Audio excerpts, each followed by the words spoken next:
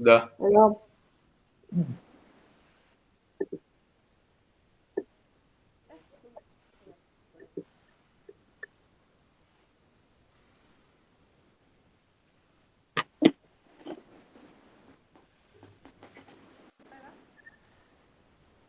Assalamualaikum warahmatullahi wabarakatuh.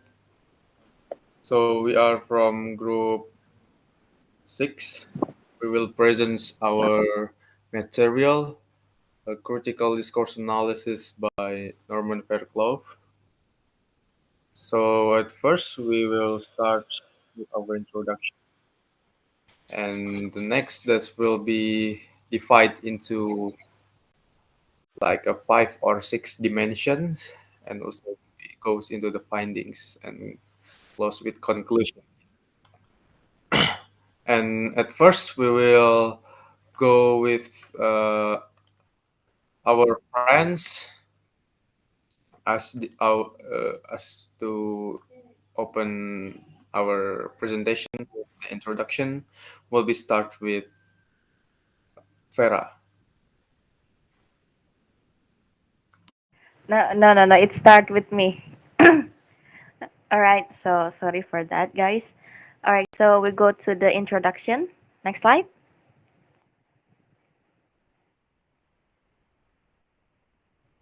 All right. So here we go.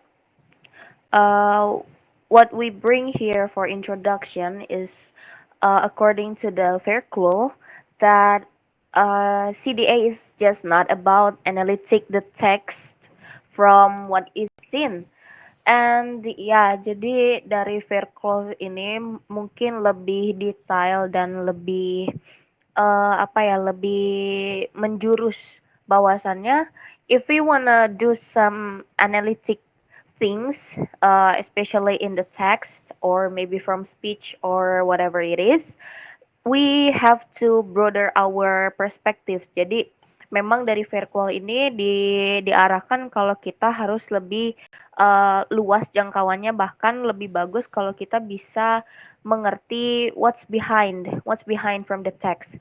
So it said that Fairclough also that said that CDA can be used on the socio-practical. So that's how language work in text. Jadi memang CDA menurut Fairclough ini dia memang berkaitan erat dengan praktek di lingkungan, di apa ya, di masyarakat, di sosial kita. And speaking of the textuality, Fairclough has thought to be more realistic.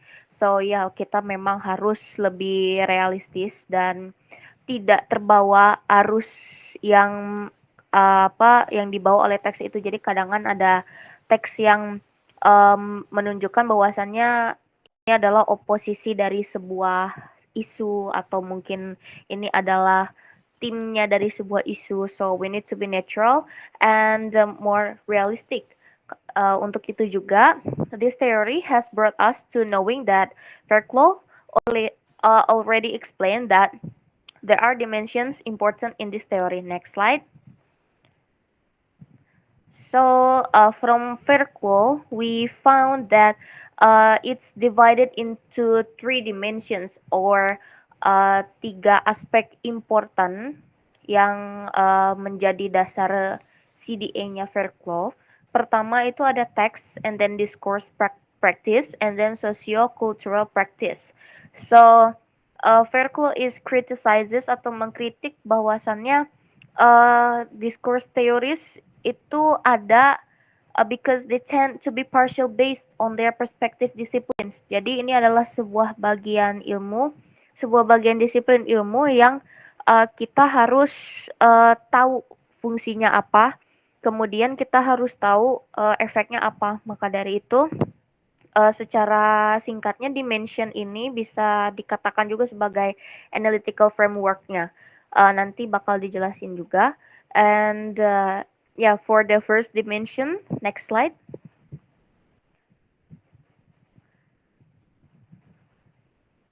Next slide.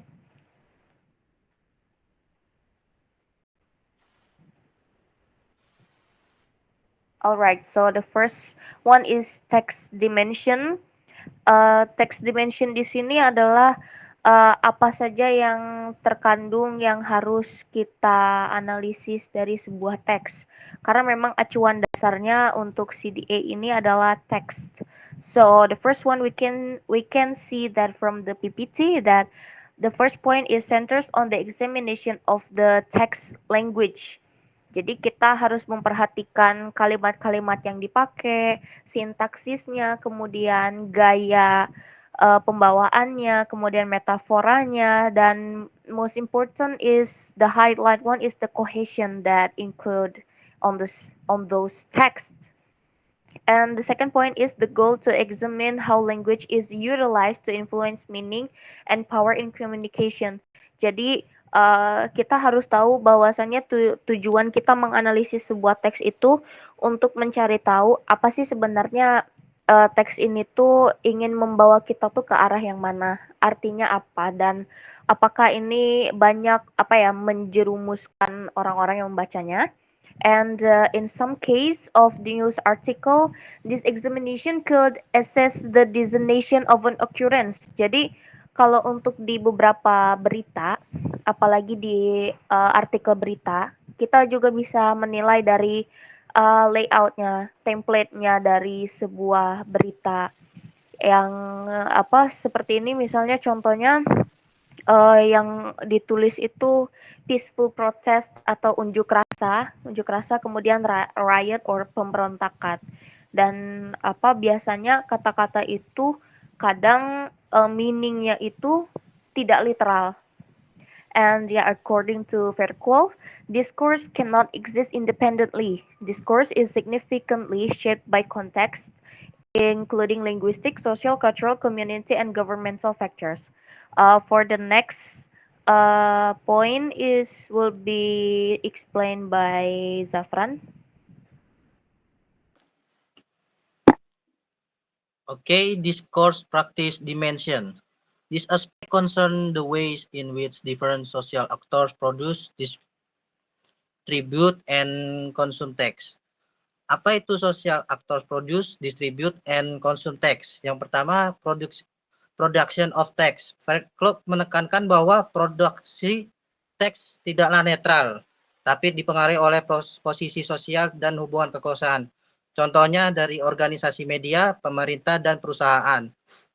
Production of text juga melibatkan discursive of text tertentu, contohnya dari language, tone, and framing.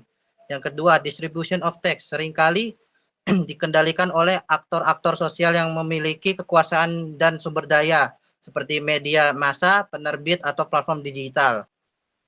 Yang ketiga, consumption of text, proses di mana pembaca atau pendengar menerima dan menafsirkan teks. Contohnya di mana pembaca membawa konteks sosial, pengalaman, dan ideologi mereka sendiri dalam memahami teks.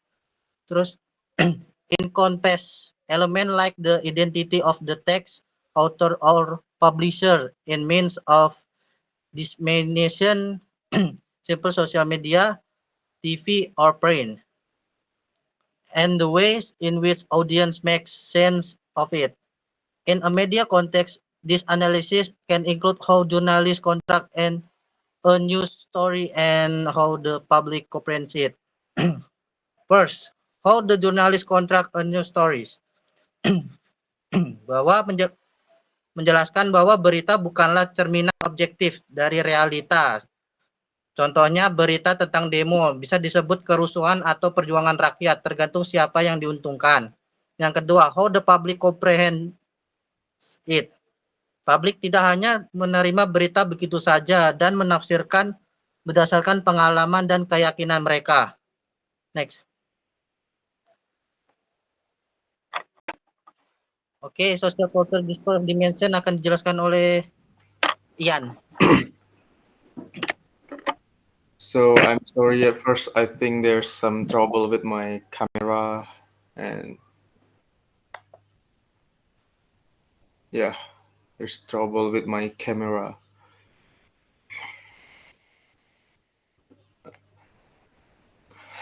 Fuck. Hey, it's all right. You can just go through it. It's all right. People already see your face. Just go on. Okay, so the socio-cultural discourse dimension.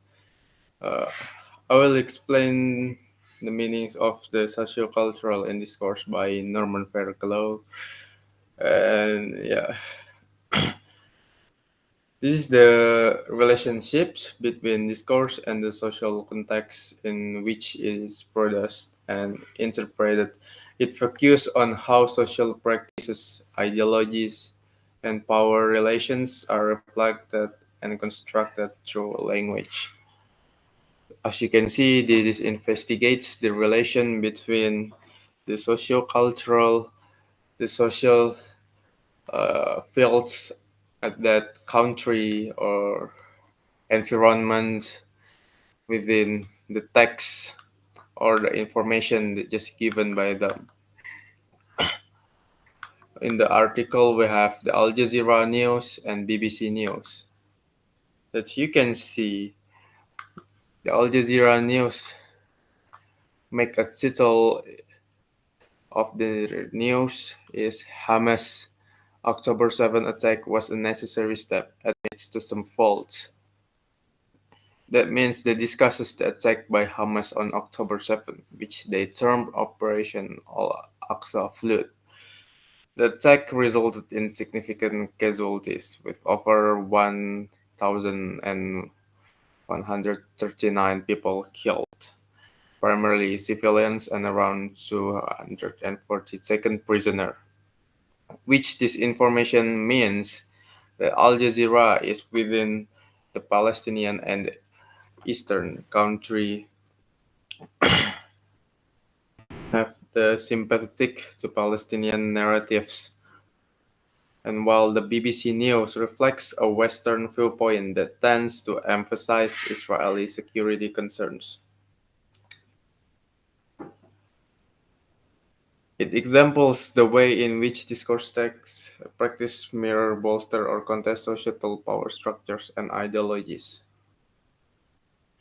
Just like I said before, both media outlets utilize their relatives to reinforce and disseminate their ideological stances, which can influence public perception. So, let me explain in bahasa to make sure. Jadi dari socio-cultural konteks discourse dimension ini mereka menghubungkan dengan konteks struktur sosial yang ada di sana dengan wacana dari teks tersebut yang dimana mereka berfokus pada sebuah ideologi power relation dan yang dimana itu juga bergantungan sama tempat mereka tinggal itu sendiri, wilayah mereka tinggal itu sendiri, yang dimana dominannya mereka berpihak ke sebelah mana ya kurang lebih kayak gitu. Contohnya seperti di Al Jazeera News. Al Jazeera News kan ini negara timur dan Palestina juga negara timur. Jadi mereka membuat berita di mana-mana seolah Palestina ini adalah sebagai korban. Jadi mereka membuat berita tersebut dengan judul Hamas says October 7 attack was a necessary steps to admit some faults. Jadi seolah-olah itu menekankan bahwa aksi dari Hamas itu adalah sebuah pembelaan diri dari serangan Israel itu sendiri gitu. Nah, dari BBC News untuk judulnya sendiri itu ada Hamas attacks shock Israel, but what comes next?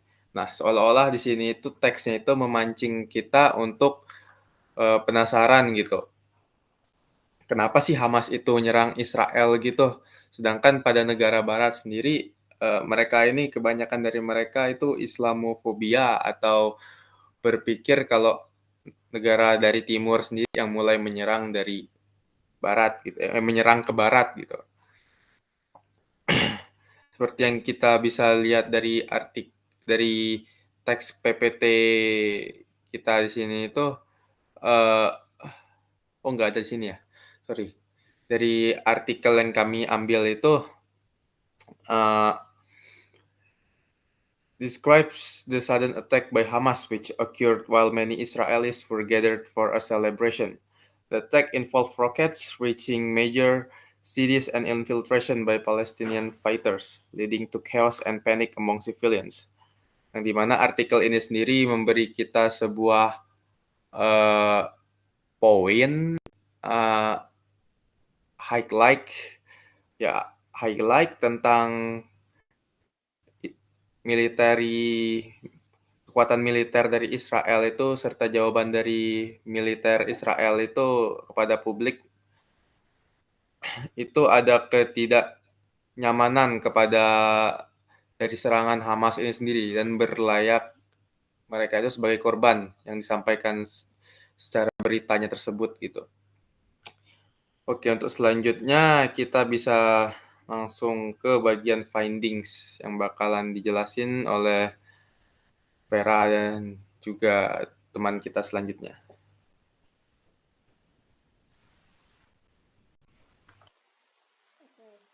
Yes, intertextuality can be defined as the tendency of text to reference other texts and subsequently use them to influence the creation of new text.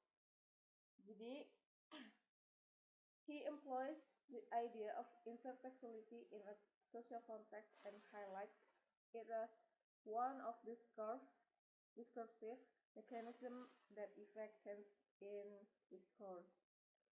So, intertextuality is a concept that explains how texts are connected to other texts. Intertextuality itself shows that no text is truly new because every text is always influenced text from or reverse to previous text. Ibaratnya kayak nyontek gitu atau parafrase terus pakai gaya bahasa yang mirip-mirip gitu. There is example like in this morning I was reading a letter from constituent of mine, and then the people who I met told me chapter and verse of how they had been treated by regime in Iran. And then the conclusion if in intertextuality is the way texts are connected to other texts either through gimana ya, intinya kayak mereka tuh saling mirip-mirip tapi saling tidak berubah dari isinya gitu. Intinya masih ada isi yang sama tapi beda di penulisannya atau yang lainnya gitu. Oke. Thank you. Next.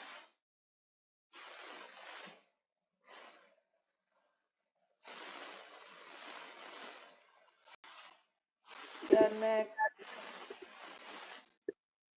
Okay, next is analytical framework. Setelah yang dijelaskan oleh Sidra tadi, saya akan menjelaskan yang 3 dimension itu secara detail. This moreover Perkov break it down from those 3 dimensions into another point such as the first one, description.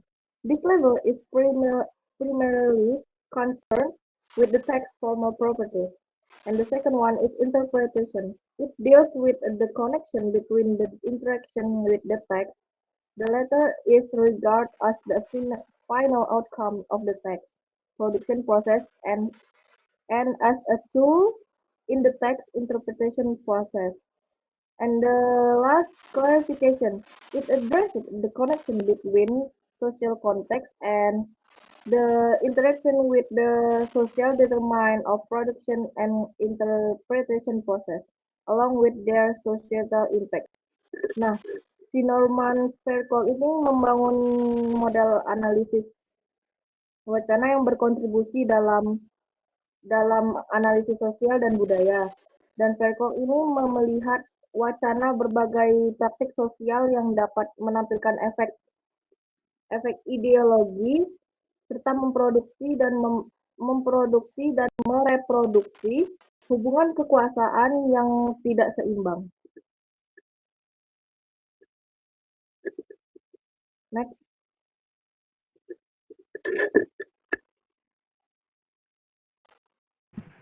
Alright, so journal example.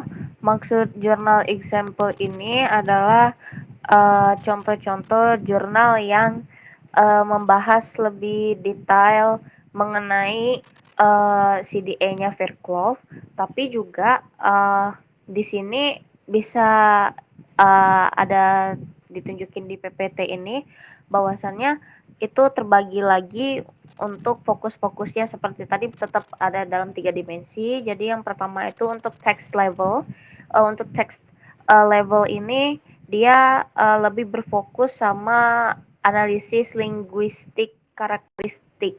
Jadi research-nya itu tentang terminologi yang digunakan, yang dijelaskan dalam suatu hal. Kemudian juga caranya itu mungkin seperti menginvestigasi kata yang udah diseleksi sebelumnya, terus dikelompokkan dalam beberapa bagian. Kemudian ada discourse practice level. Jadi ini tentang teks produksi yang dan teks yang bisa dikonsumsi sama masyarakat luas. Jadi ini berkaitan yaitu tadi seperti kepada artikel berita, and then how the journalist itu choose and shape the news narratives yang akhirnya tuh menciptakan suatu keterikutan pembaca untuk setuju. Kemudian next slide. Untuk yang jurnal example-nya yang socio-cultural practice level, ini lebih luas dan lebih lebih complicated karena berkaitan dengan praktik budaya yang ada di sekitar kita. Jadi memang membahas tentang kehidupan dan bermasyarakat di tengah-tengah masyarakat.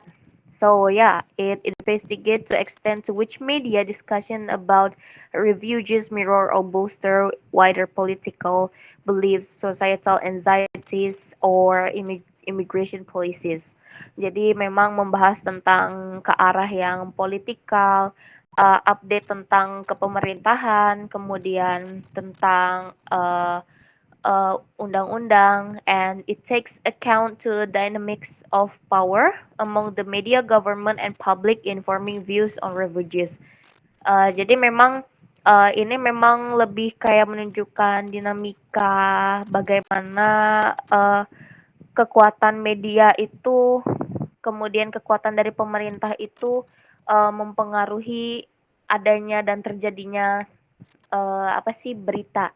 So that's why Norman Fairclough theory is needed here, because for us as the group that explaining this theory of CDA, jadi memang lebih lebih membuat kita berpikiran tajam dan juga benar-benar membentuk bahwasannya untuk menerima suatu informasi yang dilihat, yang dibaca, ataupun yang didengar, kita harus benar-benar tahu arahnya kemana, dan we need to be a neutral or lebih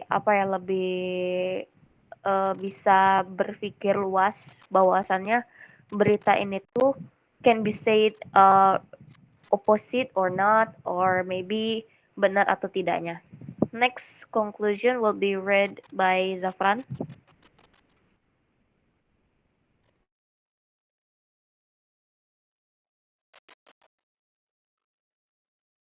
Zafran, mic-nya belum kebuka.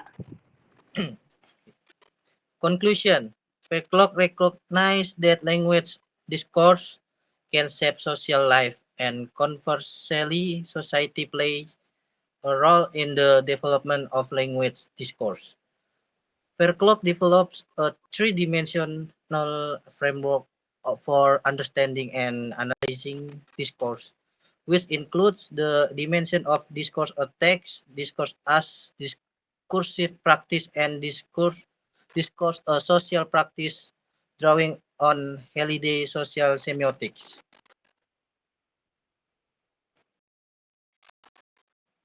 Next.